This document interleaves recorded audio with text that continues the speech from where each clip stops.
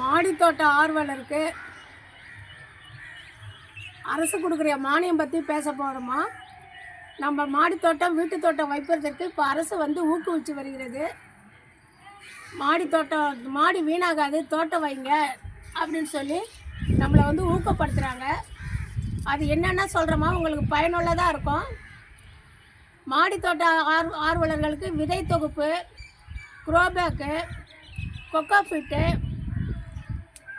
அப்புறம் திரவம் மாதிரி ஒரு லிக்விட் இருக்குமா. நம்ம எப்படி சாதம் வச்ச வேஸ்டேஜை நம்ம கிச்சன் வேஸ்டேஜை தண்ணி கலந்து தெளிக்கிறோமோ அதே மாதிரி அவங்களுக்கு லிக்விடாக ஒரு உரம் கொடுக்குறாங்க.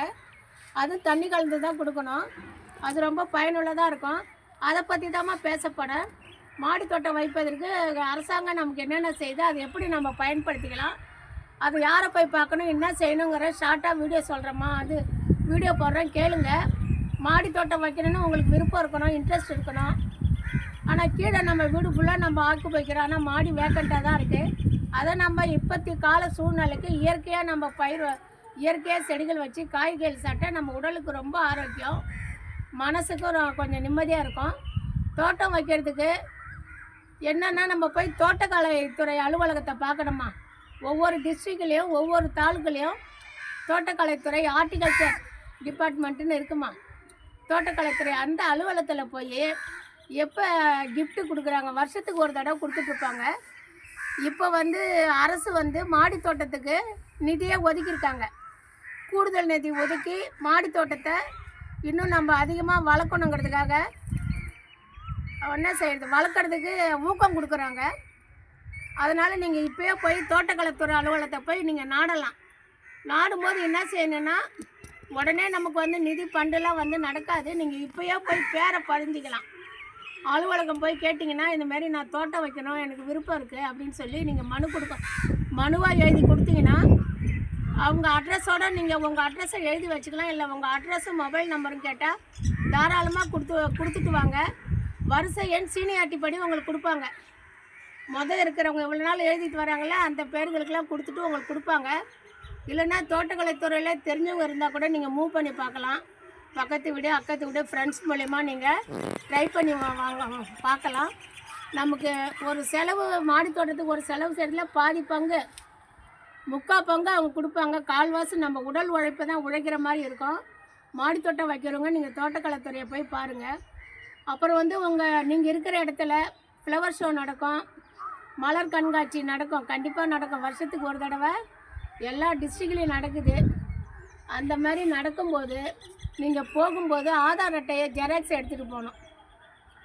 உங்களுடைய ஆதார் அட்டை ஜெராக்ஸு உங்கள் மொபைல் நம்பர் கொடுத்தீங்கன்னா ஃப்ரீயாகவே 2 மரங்கள் கொடுப்பாங்க. மாமரமா, கொய்யா மரமா, நீங்கள் என்ன மரம் கேட்குறீங்களோ. ஆனால் உங்களுடைய ஆதார் அட்டையோடு தான் நீங்கள் ஃப்ளவர் ஷோ போகணும்.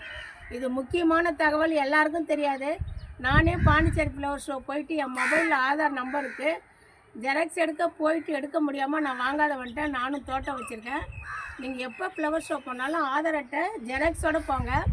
அதை வாங்கிட்டு தான் கொடுப்பாங்க. ஏன்னா அவங்க கணக்கு கொடுக்கணும்ல, யார் யார் கொடுத்தா, என்னென்ன ஊர்லேருந்து வாங்கியிருக்காங்க, போயிருக்காங்க, எந்த டிஸ்ட்ரிக்ட் போயிருக்குன்னு அவங்களுக்கு தெரியணும். அதனால் அப்படி போய் வாங்கலாம்.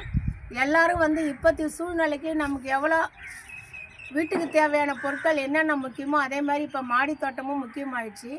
நம்ம ரெகுலராக எல்லாமே நம்ம வைக்க போனாலும் தக்காளி வைக்கலாம், மிளகாய் வைக்கலாம். அதெல்லாம் நம்ம வீட்டு கிச்சன்லேயே இருக்குது. வீட்டில் இருக்கிற வேஸ்டேஜ், பிளாஸ்டிக் கேனு, சில்வர் பாத்திரம், அலுமினிய பாத்திரம், அதில் ஹோல்ஸை போட்டு உங்களுக்கு என்ன கிடைக்குதோ அதை வச்சு விதை போட்டிங்கன்னா நம்ம தக்காளி அறுவடை பண்ணலாம், மிளகாய் அறுவடை பண்ணலாம். இதெல்லாம் நமக்கு ரெகுலர் யூஸு. மேக்ஸிமம் மாடி தோட்டம் வைக்க ஆரம்பிங்க. எப்போதுமே ஆடி மாதம் கிஃப்ட்டு வரும். இப்போ வந்துடுச்சா, என்ன வாங்கினாங்களா, என்ன கொடுத்தாங்களா, எதுவுமே எனக்கு தெரியாது. நீங்கள் போய் உங்கள் இதில் போய் பாருங்கள், மூவ் பண்ணுங்கள். கண்டிப்பாக தோட்டக்கலை இதில் தோட்டம் உங்கள் வீட்டில் எல்லார் வீட்லேயும் தோட்டம் இருந்தால் நல்லா தானே இருக்கும். இப்போ இது தோட்டம் வைக்கிறது ஒரு நெசசிட்டியாக ஆகிடுச்சு. நமக்கு நெசசிட்டி, நம்மளுடைய பொழுதுபோக்கு, நம்மளுடைய மன அமைதி, இது எல்லாமே கிடைக்கும். மாடித்தோட்டம் ஆர்வலர்னு இல்லைம்மா. இப்போ நம்ம தோட்டம் வச்சு தோட்டம் ரன் ஆகிட்டு இருக்கவங்க தோட்டத்துக்கு தேவையானது இதெல்லாம் நம்ம போய் வாங்கலாம். என்ன போய் அந்த ஆஃபீஸை போய் கொஞ்சம் பார்க்கணும். நமக்கு நிறைய கிடைக்கும். அங்கே மக்கின குப்பைகள் ஒரு பாக்கெட்டுனா 1 kg பாக்கெட் இருக்கும். அது 10 ரூபான்னு கொடுப்பாங்க. அதான் நமக்கு ரொம்ப தேவை. மக்கும் குப்பை மக்காத குப்பைன்னுலாம் எடுக்கிற இடத்துலேருந்து பிரிச்சுட்டு வந்து ஒவ்வொரு இடத்துலையும் வந்து கொடுக்குறாங்கம்மா. அதனால் நீங்கள் இதெல்லாம் தோட்டம் வச்சுக்கிறவங்களுக்கும் அது பயன்படுத்துறது நல்லது. மேக்சிமம் எல்லோரும் தோட்டம் வைக்கணும்மா. நன்றிம்மா.